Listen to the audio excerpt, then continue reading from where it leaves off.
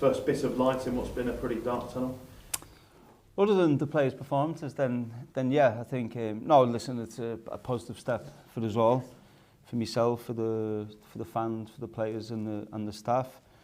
It's a real positive step. Still work to be done, obviously, to get it complete. But the first sign that this club can move forward, and I'm delighted with that.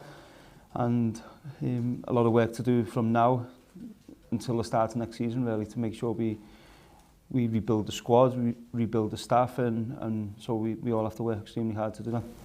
It looked like he'd moved on from Derby and potentially to Preston until last week. What's he said to you about why he's come back? I think he come over a few times, Chris, and he come to the training ground, he come to a few games, I spoke to him. I actually had plans in place with him in December. When he made the bid, his bid didn't get accepted, and he's looked at other clubs, and I think the size of Derby County and the club and the history of the club, he's come back. He's obviously wanted to try and take over, and his bid's accepted, and spoke to him, and now what we have to do, my plans from December have changed. Obviously I've lost players since then, so I need to readjust my plans to what I want to do and how I want to move forward, and that's something I'll be working hard on. Obviously at this stage you don't know what division you're going to be playing in next year. Does any part of the deal hinge on that, whether you survive in the Championship or whether it's in League One next year? The deal with administrators? Not as far as I'm aware. That's obviously, I don't know the details of the deal which has been agreed, but I wouldn't say so, no. If he's come in, he wants to take over the club, whether that's Championship or League One. The important thing is this club survived. As I was sat here last week, I don't think any of us, myself included, knew what the future of the club was going to be. But that's why it's a real positive with the bid getting accepted, coming in as the preferred bidder, because we can now see a future for the club, and there's a lot of work to make sure that starts in a positive way come next season. And just finally on this subject from me, obviously the fans have had plenty of false dawns as well. Understandably, there's a few nerves around this next development, but as far as you're concerned, this is good news and they should be excited. Yeah, no, I think it's real positive news, and I think the council have done great as well in their role they've played, so I think we have to praise them as well. So I think it's a real positive step. Obviously, as I said, I spoke to Chris quite a few times in December. He's an ambitious man who wants to do well for the club. Obviously, I want to do well for the club, and it's positive news. On the pitch then, I mean, look, you've been battling against the odds all season. Is it must win every game now between now and the end of the season? Yeah, I think I said that before the last game, and obviously Reading getting a win makes it a lot more difficult for us, the gap being 9 points now, but all we can do is focus on the game on Saturday. We've got a tough game. Swansea away, they're a good team. We have to just focus on that and try and pick up 3 points, and as I said, it's made more difficult by Reading's result midweek, but we have to keep believing, and if there's a small chance, we have to make sure we give ourselves the best chance of taking them. Belief is obviously important. Myself and Chris were at the Burnley-Everton game last night. I mean, look, it's a difficult situation there. We obviously heard your thoughts on Monday Night Football on that, but as you see it now, I mean, as far as Everton are concerned, is Goodison Park key to their survival? Yeah, I think so. I was there myself last night. I went to the game last night myself, and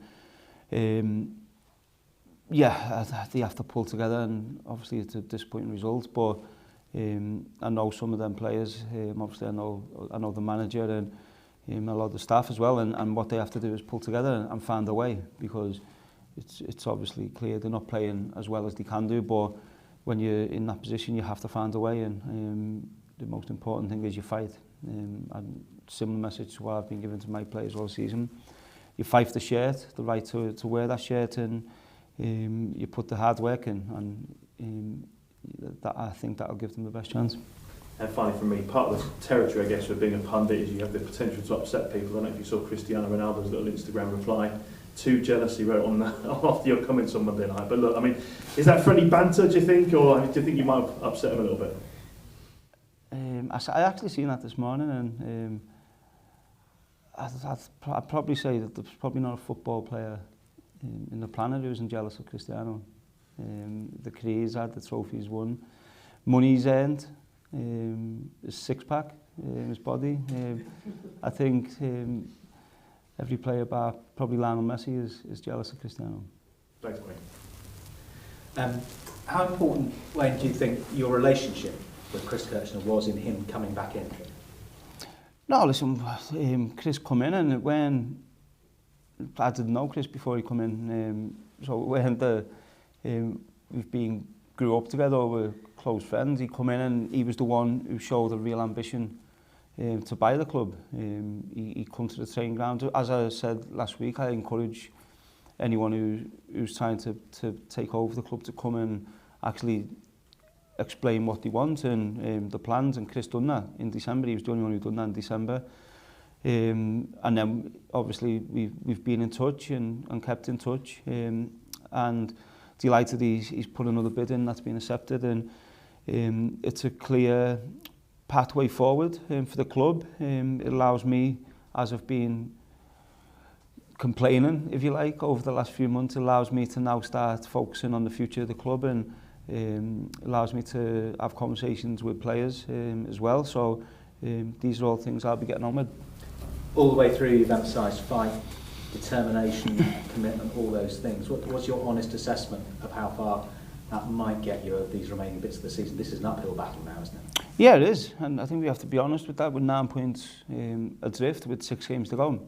So I'm not stupid. I think we have to be realistic. But as I said, all we can do is make sure if Reading do slip up, if Barnsley slip up, we have to make sure we're ready to pounce on that. So, as I said, all we can do is focus on the next game, which is Swansea.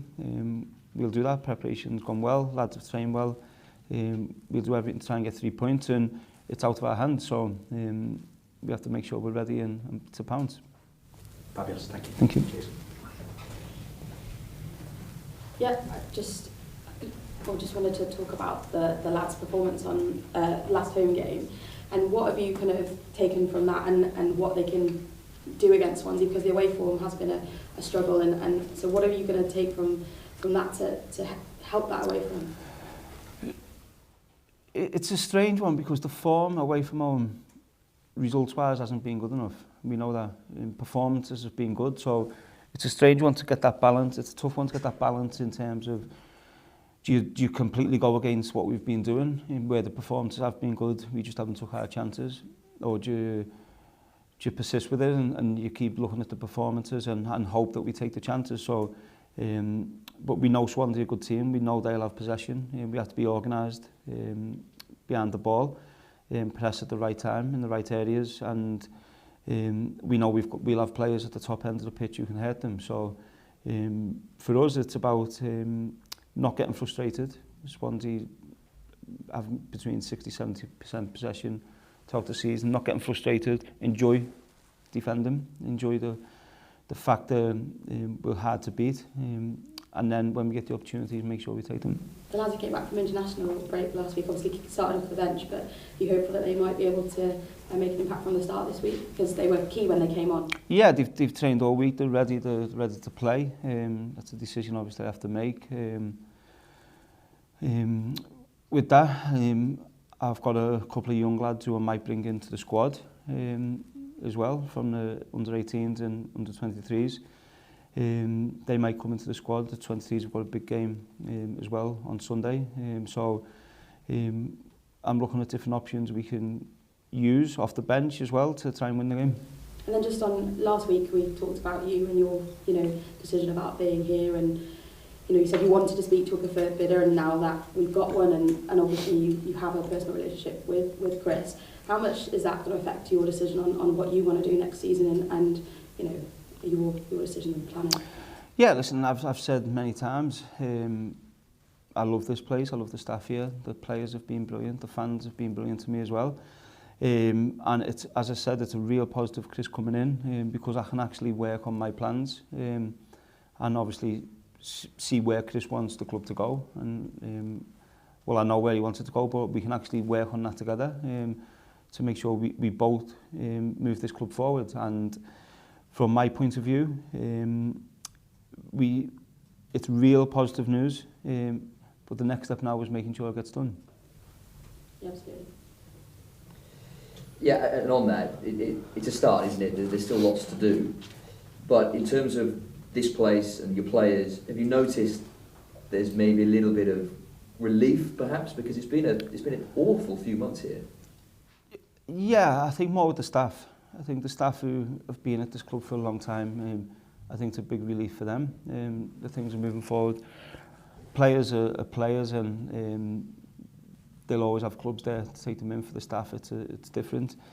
But no, listen, for everyone, it's the first bit of positive news we've had off the pitch for a long time, probably since I've been in the job. So as I said, that's a real plus for us, but there's still work to be done. I know that's ongoing, to try and make sure that gets done as soon as it can, to make sure the deal gets completed, and then we exit administration as soon as we can, and we start the journey to rebuild the club. What can you tell us about Chris Kirchner? Out of all the interested parties floating about, he was probably the most unknown quantity. So have you taken an interest in his background, his wealth, financially what he's able to bring to the club? No, as I said before, he's the only one I've spoke to out of all the other preferred bidders who have been in place. Chris is the only one I've spoke to. So from that point of view, it's a positive, because I've had conversations with him and I can see how driven he is and how ambitious he is to succeed. So that's a plus. And where he's made his money from, it's not my interest, to be honest. As long as he starts giving us some of it. Yeah. Do you have I know it's never as easy in black and white as, well, he's going to input X amount of money. But it's clearly of interest, because we know it's not just the sake of here's money for you, but there is so much to clear debt-wise here that he's going to have quite deep pockets, and not much is known about him in that regard. Yeah, of course, and I think that's the first thing, as I said before, for us to exit administration. And as I pointed out last week, there's a lot of staff who need replacing in terms of staff who've left. There's a lot of players who need to come in to the club. So it's and Chris knows all this. He's seen where the clubs are, and for him to move forward, I think that might have been a stumbling block for other preferred bidders or other owners who were potentially trying to come in. But he's seen all this and he's still prepared to come in and move forward with the club. So I think he's showing the direction he wants to go, and I think that's a real plus for us all. Are you able to share what that is? You mentioned that he has a plan. He knows where he wants the club to be. Where is that? Yeah, I think we all want it to be is in the top league, and that takes time, of course. And I think what we all have to realise, myself, the players, the fans, especially, because sometimes it's tough to do that, is we're going to have to take a backward step. Whether that's we stay in the Championship or whether that's we go into League One, we're almost starting from scratch. So you have to trust in myself and Chris when he comes in, and the staff, that we're going to do the best we can to make sure we get this club on the right path to get back to the top. Has it changed? I know it's early days, but has it changed anything in terms of what you can offer right now to players that are weeks away from their contract expiring? Yeah, well, at the minute, I haven't gone into any numbers with players, but I've identified players who want to stay at the club. And then players, over the next week, then players will know exactly who they are. I'll have conversations. What I don't want to do is just go straight into all them players in one hit. I need to obviously make sure I speak to all the players on an individual level, and get their thoughts as well, because I'm sure some of them players will have interest from other clubs as well. So you've not, I know we've asked you this quite often, but right now you don't, for Tom Lawrence, to pick one out of the air, who's obviously one of your big players, out of contract, they will be interested in him, no doubt. You can't say right now whether he's happy to stay if you can put a contract on the table. Yeah, I think with Tom, he's rightly so. There's interest from other clubs because he's performed so well, and we're at, we almost have to wait to see what division we're in terms of financially what we can do. And that's something, of course, I'll be going through next week, over the next week with Chris, and to see what we can get to. And but I know Tom wants to play for this football club. He wants to play for me. So it's one which we'll have to wait over the next few weeks to see where that gets to. Couple on the pitch then. I know you say put players are players, and very little seems to bother them off the field. But when Reading won the other day, did you again have to say, lads, it's not gone your way, but keep going? Because it must be only natural that you come into... Fans would have done it. They would have said, Stoke have lost. That's us gone. No. As I said, the players have been great all season, real positive mindset. As I said, I wanted to build a group of players who, character-wise, are very strong, a good group. They stick together. And I feel that's what I've built with this group of players. And regardless if we got relegated in the next 3 games, the last 3 games, then players will give everything on the pitch. I won't let them standards slip. My expectations are to try and win games, whether it's a friendly game or whether it's a league game. Then players' standards won't drop until the end of the season. What we have to do now is there's a small chance. We have to believe in that small chance and make sure we're in a good position for if the other team slip up. If not, it's out of our hands, but we'll do everything we can to make sure we put ourselves in the best position to do so. And lastly on that, you're running into Swansea, who are playing pretty well at the moment. They smashed their local rivals, got a good win away at Millwall, and as we know, your away form isn't matching your home form. Will you change the way you approach a game like this, knowing that they're in good form, knowing that you are very much in almost free hit territory now? No, listen, we'll be the same in terms of how we want to play. How we play in possession won't change. How we press, which that changes quite a lot in small ways. Whether we press on goal kicks, whether we have an engagement man and try and set traps, so that can change in a small way. So defensively, we know they'll probably have more possession. So as I said, we need to be patient, not get frustrated, and when we have the ball, be brave on it, take the ball, because I believe the way we play, we can cause any team problems.